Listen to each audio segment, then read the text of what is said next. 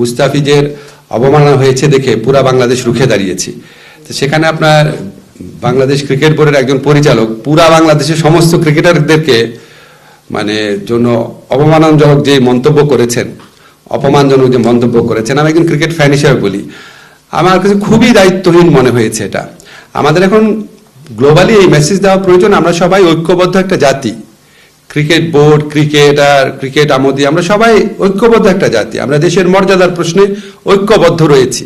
তো এরকম একটা সময় একটা দায়িত্বশীল পদে থেকে সমস্ত ক্রিকেটারদেরকে অপমান করে কথাবার্তা বলা, এটা কিভাবে একজন মানে এটা কিভাবে সম্ভব হলো বুঝতে পারছি না আর কি। খুব দুঃখজনক, খুবই দুঃখজনক।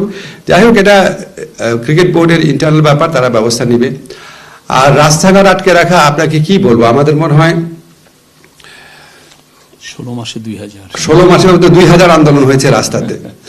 এখন আপনার গণ অভ্যুত্থান বা বিপ্লবের পরবর্তী সময় মানুষের এক্সপেকটেশন অনেক বেড়ে যায়, কিন্তু এক্সপেকটেশন যেই মাত্রায় বাড়ে সবার আবার দায়িত্ববোধ সেই মাত্রায় বাড়ে না।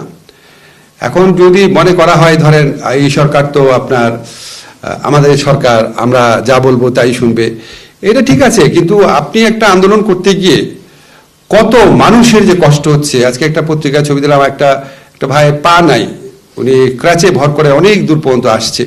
তো এগুলি যদি আমরা স্মরণ না রাখি, এই ন্যূনতম নাগরিক দায়িত্ববোধ, তাহলে কি করার আছে বলেন? তো আমাদের মনে হয় আমরা সবাই ওয়েট করছি উপদেষ্টা পরিষদ, আল্লাহর রহমতে আমাদের মেয়াদটা 1 বছর পর শেষ হবে, তারপরে সরি 1 মাস পরে কারেক্ট করছি, 1 মাস পরে শেষ হবে। আমি খুব আগ্রহ নিয়ে দেখবো যে কত রাস্তায় আন্দোলন হয় এরপরে।